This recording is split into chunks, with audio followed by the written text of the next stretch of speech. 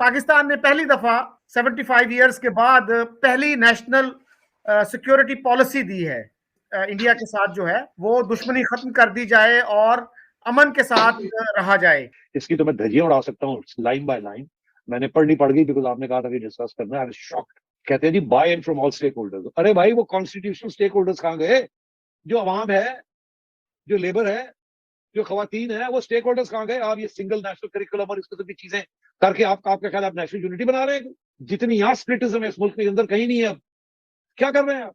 और जनाब ये वर्ड पे हो रहा है और अपने रोटी पानी बन रहे हैं, अपनी तनख्वाहें बन रही हैं यहाँ। National security policy my foot. Bharat से अगले 100 साल भी जंग नहीं करनी।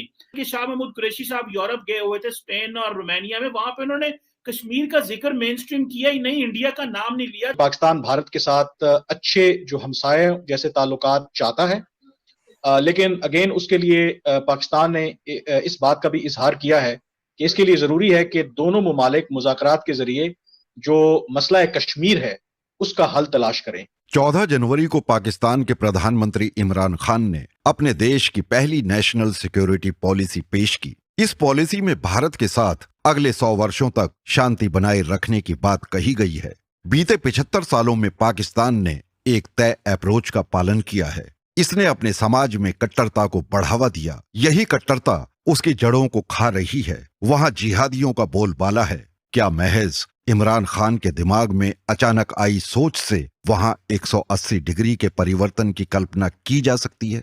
इसके लिए एक विस्तृत आम सहमति बनानी होगी। राजनीतिक और सैनिक नेतृत्व के साथ साथ जिहादियों को भी इसमें शामिल करने की जरूरत है। वो सब कहां है इस पॉलिसी में? इमरान खान हर तरह के स्टंट आजमा चुके हैं। इनमें भैंस बेचना, प्रवासी पाकिस्तानियों से मदद मांगना, IMF के सामने घुटने टेकना, विदेशों से कर्ज मांगना वगैरह शामिल हैं। लेकिन उनके सारे प्रयास बेकार साबित हुए। वहां की अर्थव्यवस्था खस्ता हाल है। भ्रष्टाचार चरम पर है। सरकारी कर्ज का अनुपात GDP का 95% हो चुका है।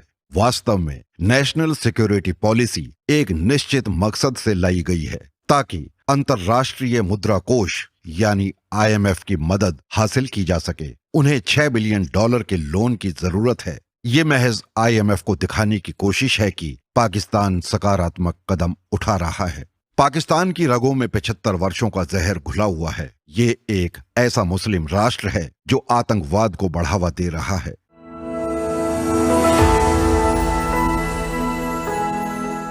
पाकिस्तान ने पहली दफा 75 इयर्स के बाद पहली नेशनल सिक्योरिटी पॉलिसी दी है कि पाकिस्तान ने फैसला किया है कि इंडिया के साथ जो है वो दुश्मनी खत्म कर दी जाए और अमन के साथ रहा जाए।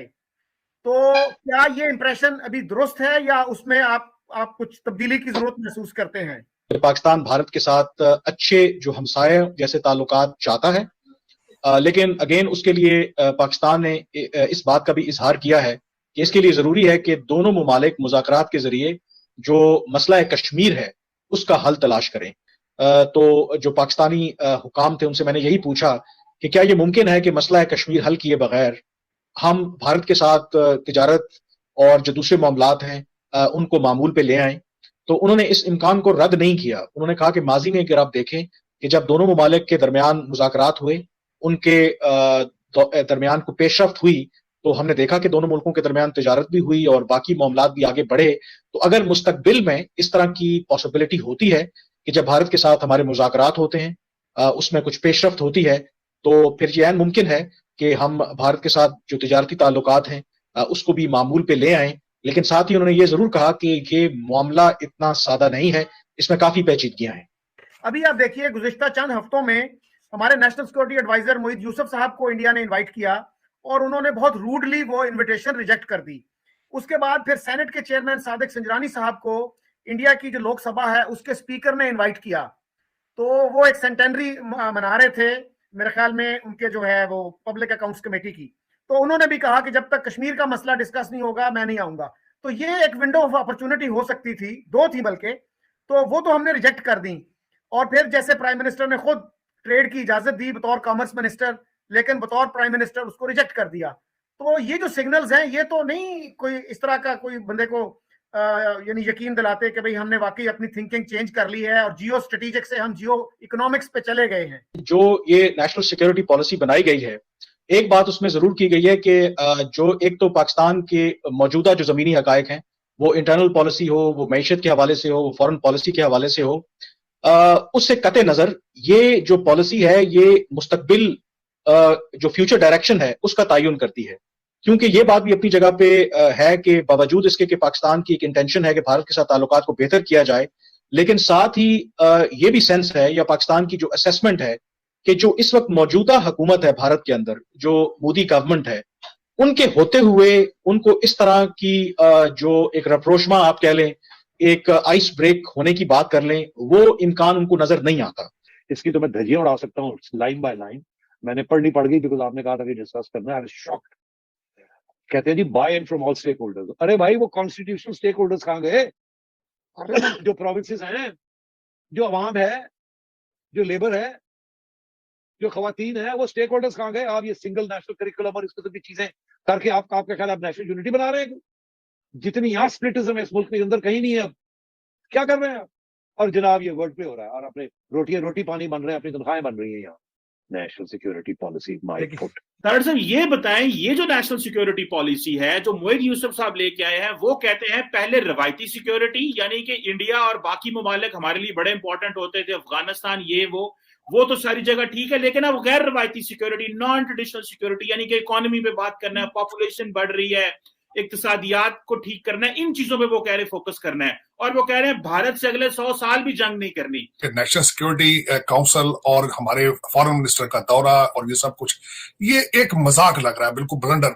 कि मोईद यूसुफ साहब ने आज से 2 हफ्ते पहले स्टेटमेंट दी है कि जब आप बाहर से पैसे, हमारी इंडिपेंडेंट पॉलिसी नहीं हो सकती क्योंकि हम पैसे ले रहे हैं बाहर से, IMF से या जहां कहीं से भी लेते हैं, और आपकी पॉलिसी कभी भी इंडिपेंडेंट नहीं हो सकती क्योंकि आप ऑलवेज बाहर के पैसों से मकरूज रहते हैं। नंबर 1। दूसरी स्टेटमेंट आपके वजीर आजम साहब ने दी है कि उन्होंने कहा कि हमारी अपनी नेशनल सिक्योरिटी, हमारी इकोनॉमिक सिक्योरिटी, हमारी इकोनॉमिक इंस्टेबिलिटी की वजह से अंडर थ्रेट है।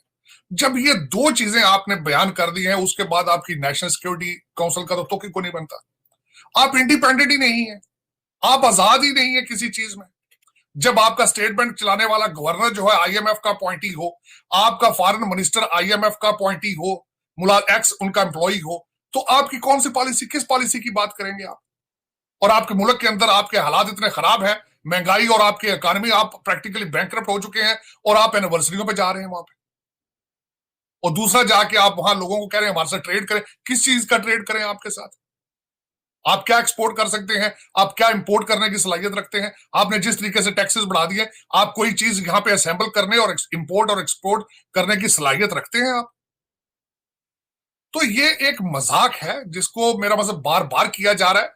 बल्कि मैं हैरान हूं कि नेशनल सिक्योरिटी काउंसिल के बहाने पे एक इतना बड़ा इज्तिमा किया गया, लोगों की उस दिन जिंदगियां इस्लामाबाद में अजीरन की गई होंगी, एक बहुत बड़ा बजट बना होगा, चाय पानी पे बहुत ज्यादा खर्चा आया होगा, लेकिन उस पर क्या